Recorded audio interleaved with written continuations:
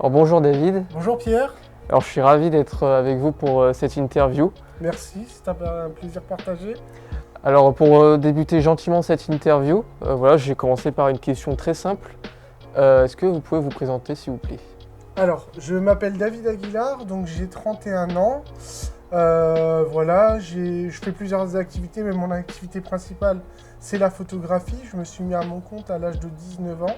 Ok. Et donc là, on est dans mon studio photo que j'ai réouvert en début d'année parce que j'avais fait une petite pause pendant le Covid, justement dû à la crise. Ok. David, du coup, qu'est-ce qui vous a inspiré à choisir cette voie?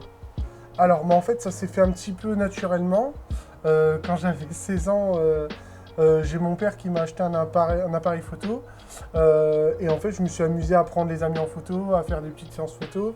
Et puis, j'allais dans les soirées des copains et tout. Après, j'ai fait des soirées étudiantes. À 19 ans, j'ai décidé de me lancer en créant ma micro-entreprise.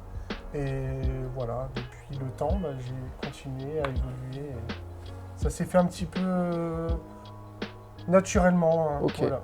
Avez-vous suivi une formation spécifique pour pouvoir réaliser ce métier? Non, pas du tout. Je suis complètement autodidacte. Ok. Donc j'ai appris tout seul sur le terrain. Je suis quelqu'un d'autodidacte, donc quand j'ai besoin de faire quelque chose, je me mets dedans et j'apprends. Est-ce qu'on a besoin vraiment d'une école pour réaliser un métier comme ça? Je pense pas. Je pense qu'il faut C'est la avoir pratique. la pratique, l'âme du photographe et avoir l'œil en fait. Ok. Si on devait parler de votre style artistique, comment le décririez-vous? Style artistique, bah, moi j'aime beaucoup le noir et blanc. Ok. Ce que j'aime particulièrement, c'est faire du portrait, donc je dirais plus que je suis portraitiste. Et j'ai un style en tant que. Même quand je fais des reportages mariage, tout ça, c'est plutôt style photo-reportage. Donc je travaille en lumière naturelle, du noir et blanc, et j'adore la photo de rue, je fais beaucoup de photos de rue. Et parmi donc tout ce que vous m'avez cité, est-ce que vous avez des préférences?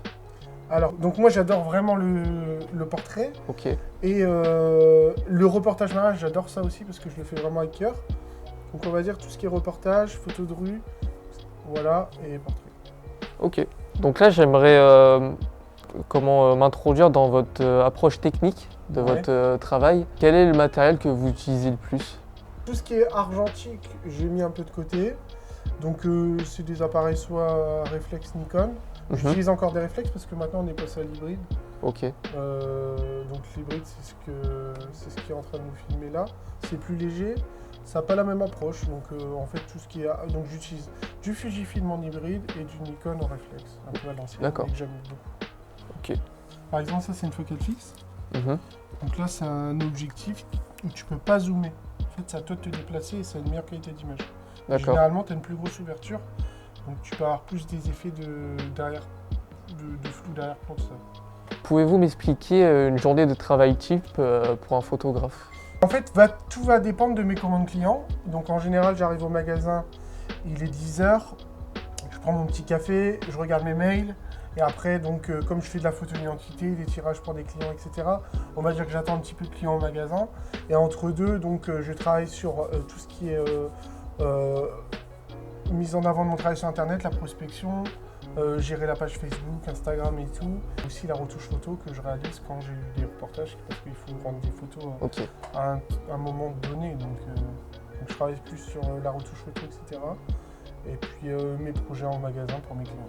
D'accord. Ok. Racontez-moi une séance photo qui vous a marqué personnellement. Alors, ce qui me vient à l'esprit, c'est une photo que j'ai faite qui a buzzé un petit peu. C'était pas vraiment prévu, c'était un peu de la photo de rue. Et en fait, j'ai réalisé un portrait d'un SDF, c'était le SDF qui était à Boulogne, Eric, Ok. sur le port. Et donc, c'est une photo qui a marqué beaucoup de gens et qui a fait le buzz. Et c'est une photo qui me parle beaucoup et que je mets toujours dans les endroits où je travaille parce que j'ai l'impression que c'est une photo qui me porte bonheur. C'était un échange humain et très artistique. Et pleine de valeur aussi. C'est ça. Ok. Avez-vous rencontré des défis qui vous a mis à l'épreuve durant certaines séances photo ou pas spécialement? Alors, chaque séance photo est un défi. C'est vrai. Donc après, un défi spécifique où ça a été assez compliqué à gérer. Non, pas spécialement. Après, Dans les mariages, chaque mariage est différent en fait, donc faut essayer de s'adapter. Pour parler d'une question un peu plus globale, selon vous, est-ce que la photographie a une certaine importance dans la société actuelle? Bien sûr, quand on voit tout ce qui est réseaux sociaux et tout, c'est que l'image. Oui. Je trouve qu'on est dans une génération où il y a trop d'images qui est mal utilisée. Quand je vois des jeunes, je suis jeune, mais j'ai l'impression d'être Oui, déjà oui. dépassé. En fait, avec TikTok, Instagram et tout, la plupart des jeunes, ils vont se comparer à des choses qui ne sont pas réelles. Il n'y a plus de dialogue, en fait. Et ça crée du mal-être sur beaucoup de jeunes. Parce qu'ils ont tendance à se comparer. Ils ont pas la notion du réel et Du réel, et donc ils veulent se comparer, ou ils veulent des personnes autres qu'eux. Et en fait, je trouve que c'est ça le souci. Et je pense qu'on bouffe trop d'images aussi. Comme on bouffe trop d'images, on n'est plus impressionné même ça. par le contenu qu'on peut voir d'un vrai En artiste. fait, on mange tellement de trucs que Oui. ça fait rien, quoi. C'est Et vrai. donc, en tant qu'artiste, pour sortir du lot, ça devient compliqué. Ça devient même fast-food un peu. Bah, c'est carrément ça, c'est assez galère. Quels sont vos projets futurs? Est-ce qu'il y en a déjà? Est-ce que... Alors, le projet futur ici, j'ai rouvert le studio en début d'année. Mhm. Donc, je me suis donné un objectif de chiffre d'affaires pour pouvoir reprendre à fond la photo. Et après, j'ai d'autres activités annexes qui me permettent que voilà. Mais en tout cas, c'est relancer la photo. J'ai une remise en question.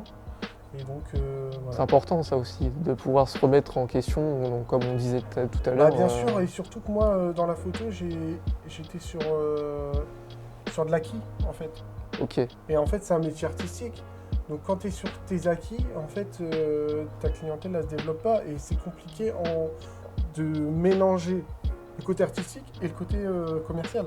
Oui, c'est vrai. Parce que généralement, se vendre, c'est compliqué. Je fais pas de grandes expositions. Tu vois, j'ai fait des voyages en Inde, j'ai fait plein de choses où j'aurais pu faire des projets photos. Enfin, j'ai fait des projets photos, mais je les ai pas montrés aux gens, tu vois.